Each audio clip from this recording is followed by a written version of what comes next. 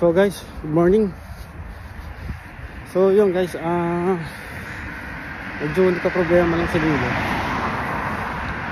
Hindi kasi siya kumakain. Kapag sa tingin ko, ano siya, may sakit siya. Siguro gawa ng panahon dito. So ngayon, punta kami ng vet clinic ngayon. Ayun siya. Yung problema, yung vet clinic dito pinapalakarin. Kaya napakalamig. Ito, giniginaw nga siya. Pwede namang mag taxi or Uber, kaso baka mamaya pa ang dating, kaya hindi na rin na-allowed yung pet. Pero tis-tis muna.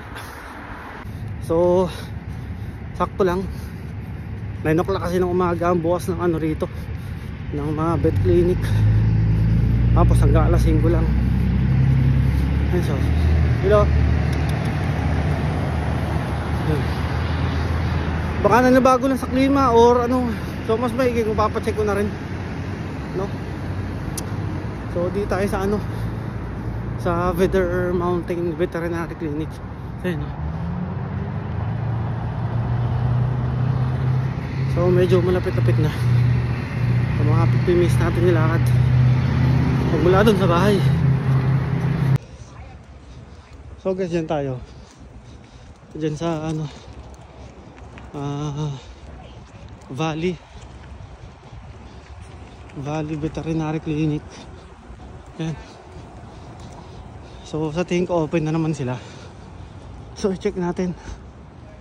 Yan. Dito.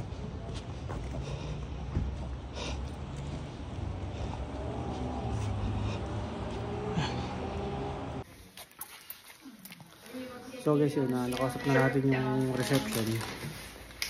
Maghintay lang daw tayo ng saglit. May aso dito na. So tinanong naman niya kung nagsusuka o hindi naman nagsusuka sa Lilo. Wala lang siyang ganang kumain talaga. Yan. You know. So dito guys, mahirap yung mahirap yung wala kang transportation talaga. So yan talaga yung pinaka-importante dito. Kasi unang-una, sa bus hindi naman nag-accept ng pet ganun. Tapos sa Uber mayroon, kaso nga lang sobrang tagal ng dating. Tapos yun,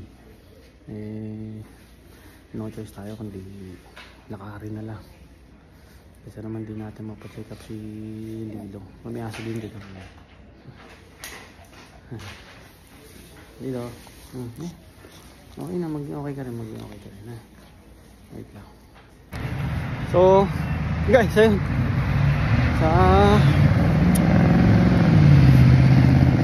So wala rin available na vet na mag-check kay Lilo kasi may mga operation. So pupunta tayo ulit sa sa kabilang vet. So lakan ulit natin. Guys, ito ano naman siya? Hindi lalakad naman siya. Lagi na Lilo. Lagi na. Lagi na. Ayun o. Buti naglakad. At nakakangawit at nakapagod dalhin to. Lagi na. So guys, ayun yung yung second vet na pag-check-upan kay Lilo. Sana merong rito, may available na mag-check sa kanya yan. Yung Vedder Mountain Vet Clinic. So guys, yun, medyo buti Lilo. Buti na-load tayo. Dito pala appointment ang kailangan pala rito. So di na tayo sa loob ng ng room niya. Ayan. So hinintay lang natin yung mag-check sa kanya.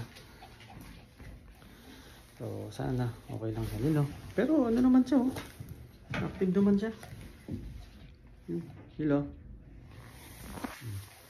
Antay lang natin. Lilo. Yan. Medyo ano kasi siya, matamlay eh. Pero pag nasa labas naman, masaya naman.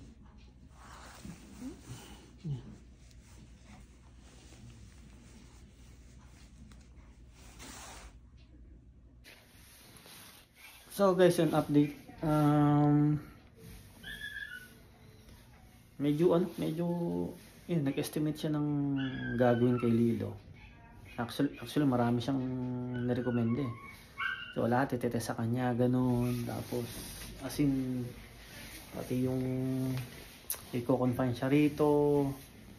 Alam yun, pati yung urinalysis niya, ganun. Ganun ang rekomendasyon nila. Kaso nga lang, ang presyo ng lahat-lahat is umabot ng $914. 900 plus. So sabi ko, ay wala pa tayong ganung kalaking pera para ano. So sabi ko sa kanya, just for the meantime, ay bigyan lang muna siya or injectionan lang muna siya ng ng pampababa ng fever para at least maging komportable lang ba siya. So hintayin pa natin kung ano yung ma-recommenda nila. Kasi sa tingin ko, lang naman to kay Lily, fever lang naman to eh. Ngayon lang naman kasi malamig yung panahon. So hintayin natin. So guys, grabe pa rin ang inabot ng presyo. So yung pangalawang rekomendasyon niya is $400.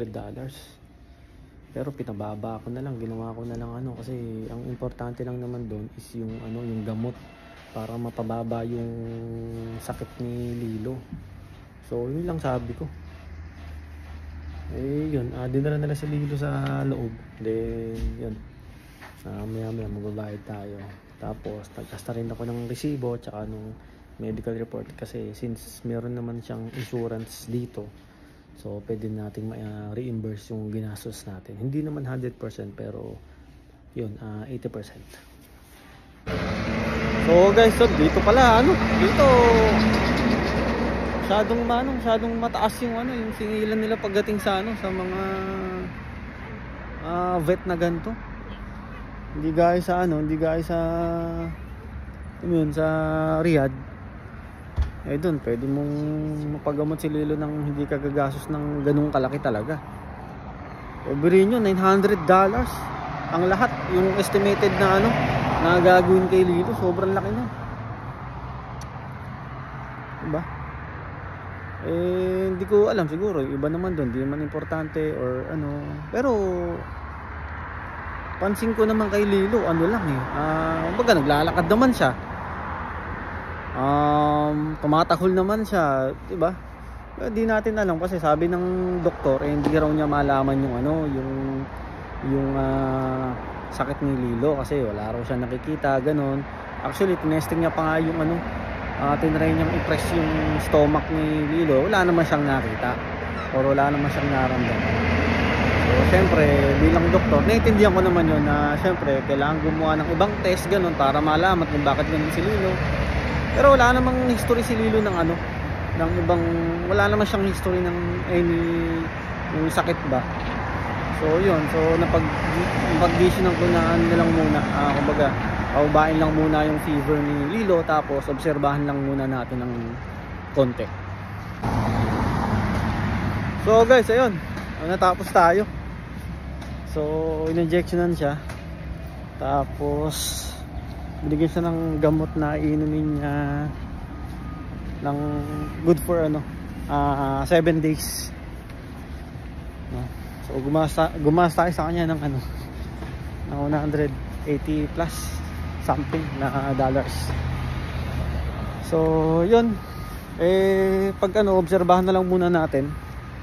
Tapos sabi naman dun babalik naman tayo sa baga pag medyo merong naramdaman pa si Lilo, so babalik lang tayo dun sa sa vet na yun. So guys, yun, hingin ko lang yung prayers nyo syempre kay Lilo. So salamat guys, salamat. So yun na siya. So Atawid kami rito. Ayan, oh. Lilo. Lilo. Lagi na, dali. Shh. Uy.